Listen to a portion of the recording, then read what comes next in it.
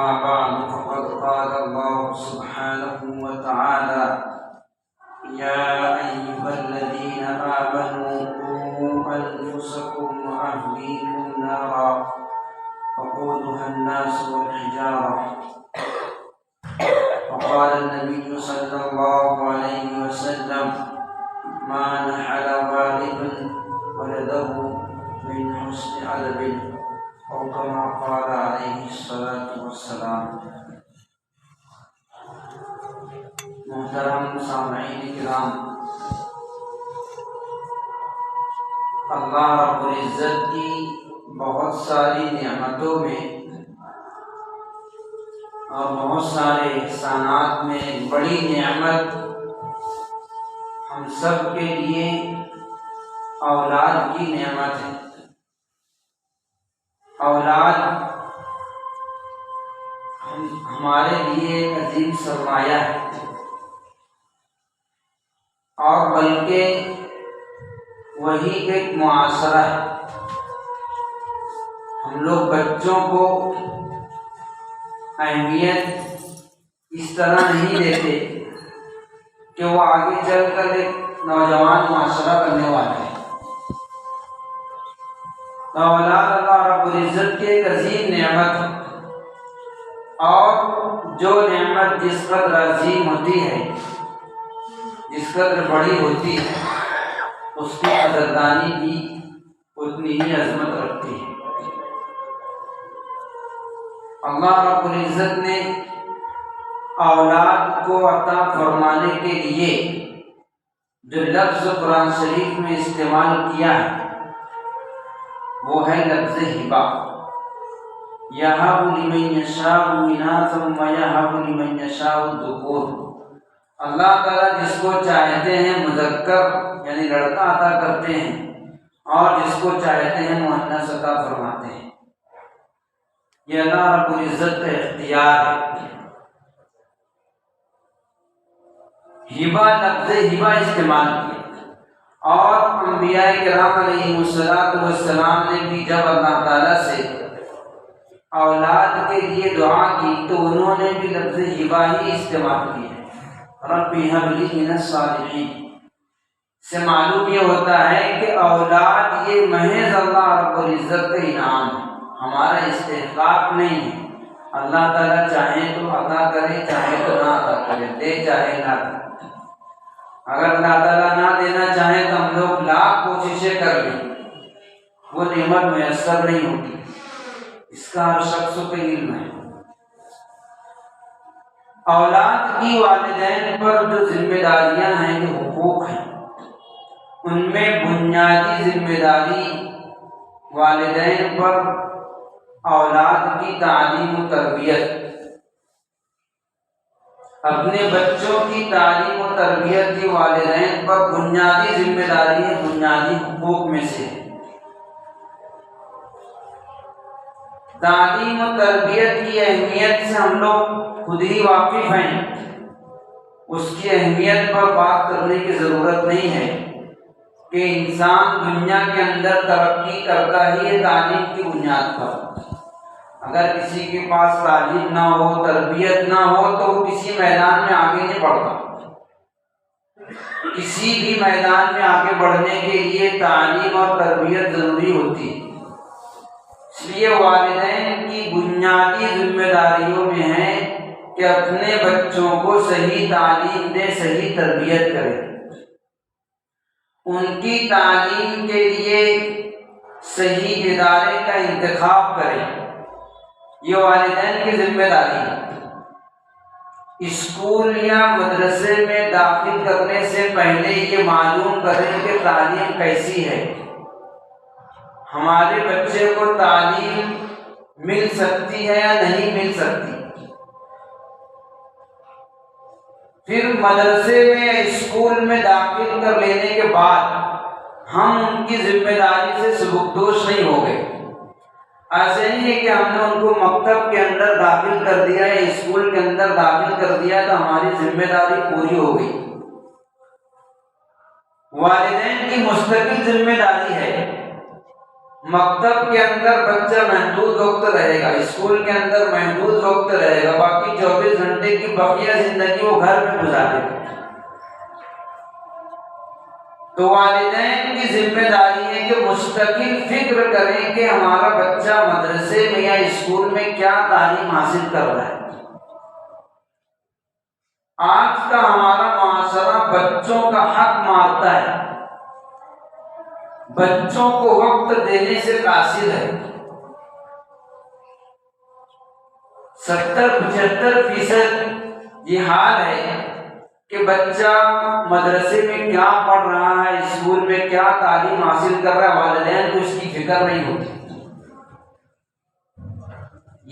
اس کی وجہ یہ ہے کہ ہم کو فکر نہیں ہے کہ وہ مدرسے اور اسکول میں کیا تعلیم حاصل کر رہے ہیں۔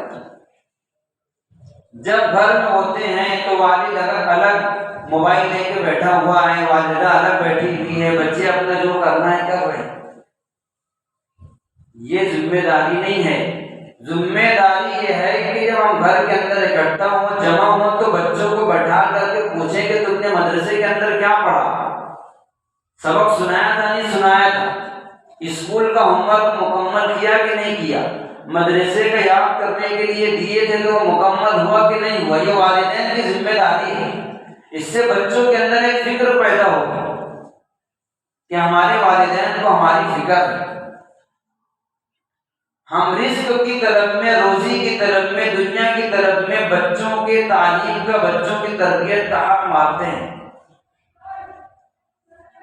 جن بچوں کا، جن اولاد کا ہم حق ماریں گے، یقیناً وہ کل بڑی ہونے کے بعد ہمارا بھی حق ماریں گے۔ اپنے بچوں کو اپنا وقت دیں، ان کی تعلیم و تربیت پر مکمل توجہ دیں، ہماری بنیادی ذمہ داری ہے۔ تعلیم و تربیت کی ذمہ داری ہے بنیادی، اس میں ایک بہت بنیادی چیز ہے اپنے بچوں کے عقیدے کی حفاظت،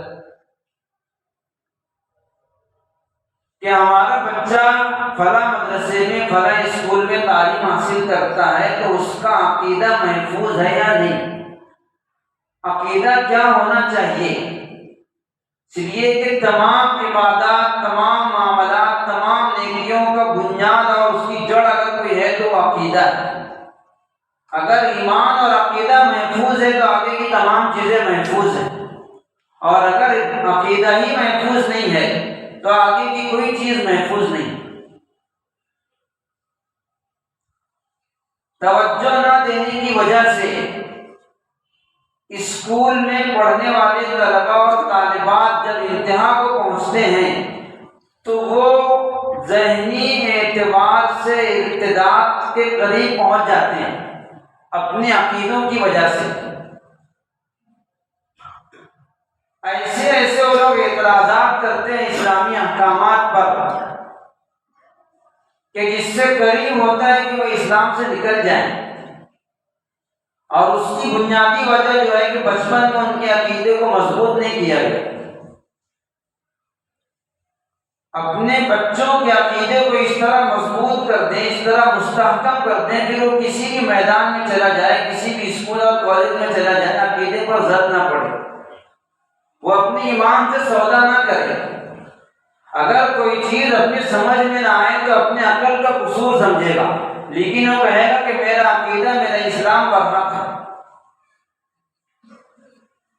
بہت سے کالج پڑھ کر نکلنے والے ہیں، وہ عصری تعلیم سے متاثر ہو کر کے اور فرقہ باطلہ کے اعتراضات سے متاثر ہو کر کے خود بھی اعتراض کرتے ہیں،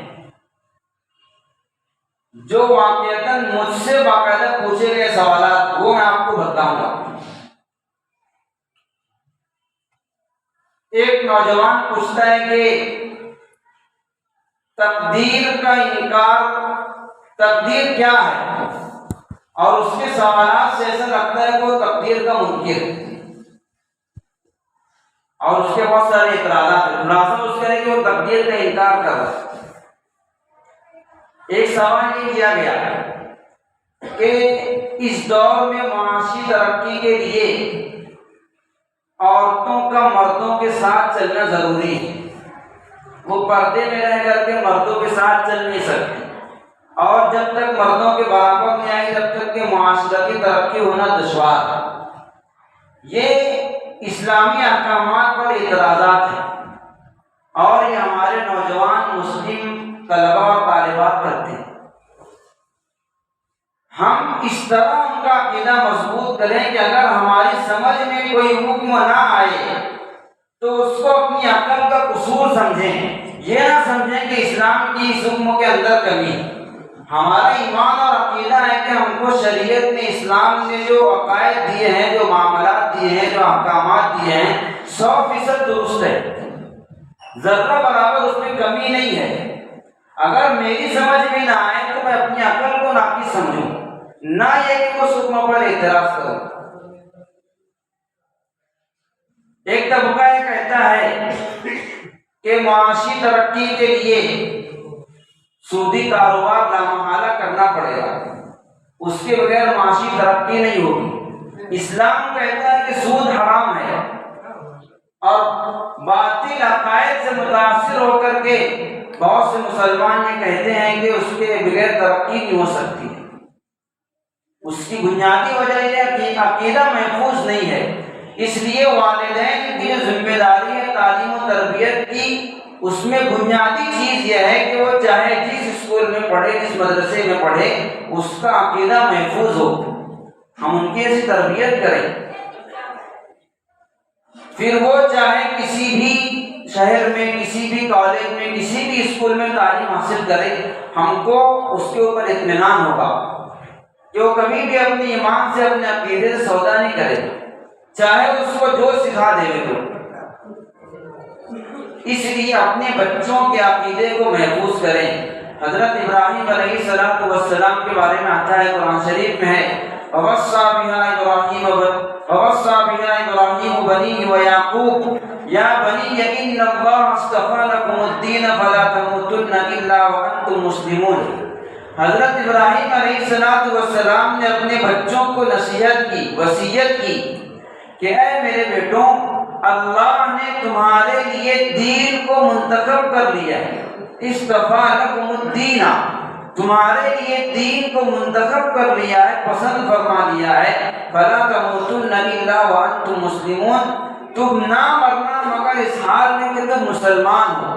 ایک نبی ہے، اپنے بچوں کو جو خود بھی نبی ہیں ان کو اس بات کی نصیحت کر رہے ہیں کہ تم نہ مرنا مگر اس حال میں کہ مسلمان ہو، یعنی تم اس بات کی کوشش کرو کہ زندگی جب گزارو وہ اسلام کے مطابق، ایمان کے مطابق، تو موت بھی اس حال میں آئے کہ تم مسلمان ہو، تمہارے عقیدے خراب نہ ہو جائیں۔ یہ عقیدے کی اہمیت ہے۔ اگر ہمارا عقیدہ بنیادی طور پر خراب ہو گیا تو ہم کتنے ہی اعمال کر لیں، وہ کسی کام کے نہیں ہیں، اس لیے کہ بنیادی چیز ایمان ہے، تمام چیزیں اس کے اوپر موقوف ہیں۔ یہ والدین کی ذمہ داری ہے کہ بچے ہمارے اسکول کے اندر کیا پڑھ رہے ہیں، ایسے عقائد تو نہیں پڑھائے جا رہے ان کو جو ہمارے مذہب کے خلاف ہیں، جس سے ان کا ایمان خراب ہو جائے۔ اللہ کے نبی صلی اللہ علیہ وسلم کی حدیث ہے کہ والد اپنے بچے کو اس سے بہتر کوئی تحفہ، کوئی ہدیہ نہیں دے سکتا کہ وہ اس کی تربیت اچھی کر دے۔ ما نحل والد ولدہ من ادب حسن، والد اپنے بچے کو اچھے اخلاق سے، اچھی تربیت سے بہتر کوئی تحفہ نہیں دے سکتا۔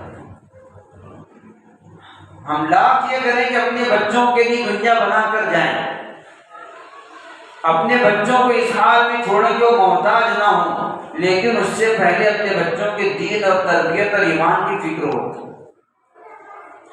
جس اسکول کے اندر ہمارے طلباء اور طالبات تعلیم حاصل کرتے ہیں اس کا ماحول کیسا ہے، ہم کو اس کا بھی اندازہ ہونا چاہیے۔ ہم مسلمان ہیں، ہمارے بچے جہاں پر پڑھنے جاتے ہیں وہ بھی مسلمان ہیں، اسکول کے سرپرست ذمہ دار سبھی مسلم ہیں۔ اسکول کا ماحول کیسا ہے؟ ہم سب نے اسکول پڑھا ہے اور دیکھا ہے ابھی ماحول کچھ زیادہ خراب ہو رہا ہے مخلوط تعلیم کی وجہ سے۔ اگر ہم مسلمان ہیں، ہمارے اختیار میں ہیں، ہم کیوں اپنی اسکولوں کے نظام کو اسلامی ماحول میں تبدیل نہیں کرتے؟ غیر اسلامی چیزیں اسکول کے اندر ہوتی ہیں، یہ والدین کی اور اسکول کے ذمہ داروں کی ذمہ داری ہے کہ اسکول کے اندر کون سے کام ہونے چاہیے، کون سے کام نہیں ہونے چاہیے۔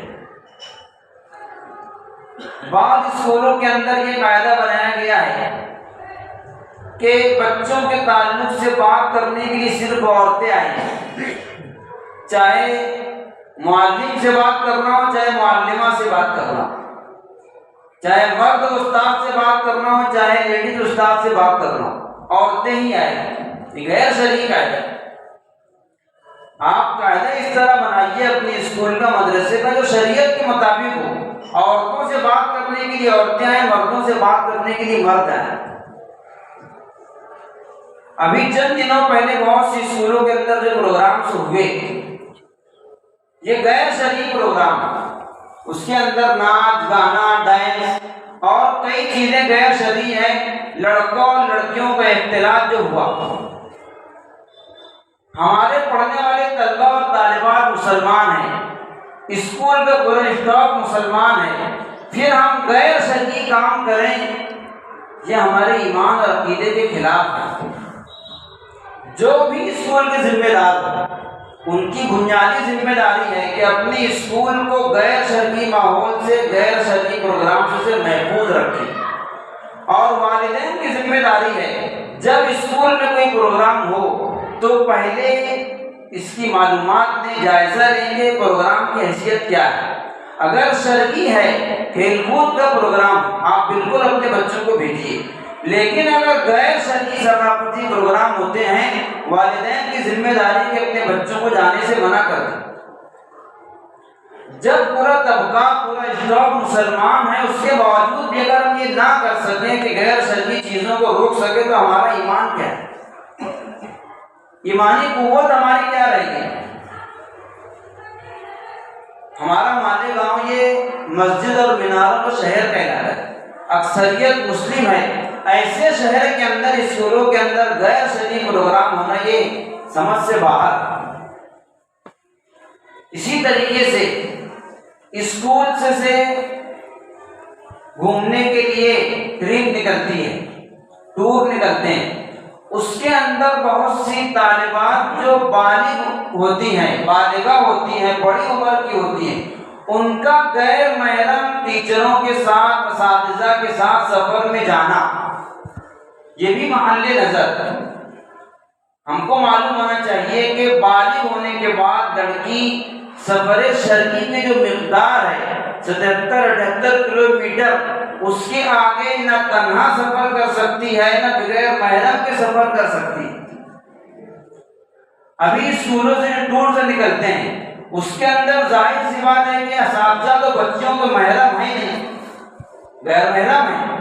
پھر بچیوں کا لمبے سفر پر جانا، چاہے اس کے اندر ان کی معلومات بھی ہوں، درست نہیں ہے۔ محرم میسر نہ ہونے پر شریعت نے ان پر حج فرض نہیں کیا ہے۔ عورت پر حج فرض ہونے کے لیے شرط ہے کہ محرم میسر ہو، عورتوں کے قافلے کے ساتھ بھی نہیں جا سکتی ہے۔ تو ایسے دیگر اسکول کے ٹور ہیں اور دیگر گھومنے کے لیے کہاں جانا درست ہو؟ یہ والدین کی ذمہ داری ہے کہ ہماری بچیاں غیر شرعی سفر تو نہیں کر رہی، اور یہیں سے پھر ماحول خراب ہوتا ہے۔ ہم لوگ سمجھتے ہیں کہ بنیادی چیز ہے، اس کی کوئی حقیقت نہیں ہے، اور یہی چیزیں آگے چل کر بہت بڑی بن جاتی ہیں۔ یاد رکھیں کہ ابھی تک کے اسکولوں کے اندر اس طرح کی باتیں بہت کم ہوا کرتی تھی، اب کچھ زیادہ ہو رہی ہے۔ حدیث شریف میں ہے من سن سنتا حسنتا فلہ اجرها واجر من عمل بها، اگر کس نے کوئی اچھا کام ایجاد کر دیا، اچھی سنت ایجاد کر دی، تو اس پر جتنے لوگ عمل کرتے رہیں گے، عمل کرنے والوں کو بھی اجر و ثواب ملے گا، اور جس نے شروع کیا تھا، ایجاد کیا تھا، اس کو اس کا اجر ملتا رہے گا۔ ومن سن سنتا سیئتا فلہ وزرها ووزر من عمل بها، اور اگر کسی نے کوئی برا کام ایجاد کر دیا، کوئی بری سنت کی بنیاد ڈال دی، تو جب تک لوگ اس پر چلتے رہیں گے عمل کرنے والوں کو تو گناہ ملے گا ہی، جو اس کا سبب بنا تھا، بنیاد بنا تھا، اس کو بھی اس کا وبال اور گناہ ملتا رہے گا۔ اس لیے اسکول کے ذمہ دار خاص طور سے بچوں کے سرپرست دونوں کی بنیادی ذمہ داری ہے کہ ہمارے بچوں کی تعلیم اور تربیت کیسی ہو رہی ہے، اسلامی طریقے پر ہو رہی کہ نہیں ہو رہی، ہمارے بچوں کے عقائد اور اعمال محفوظ ہیں کہ نہیں ہیں، یہ ہماری بنیادی ذمہ داری ہے۔ اگر ہم نے اس ذمہ داری کو ادا نہیں کیا تو گویا کہ ہم نے بچوں کے حقوق مار دیے، بچوں کا حق ادا نہیں کیا۔ اللہ تعالیٰ ہم سب کو عمل کی توفیق عطا فرمائے۔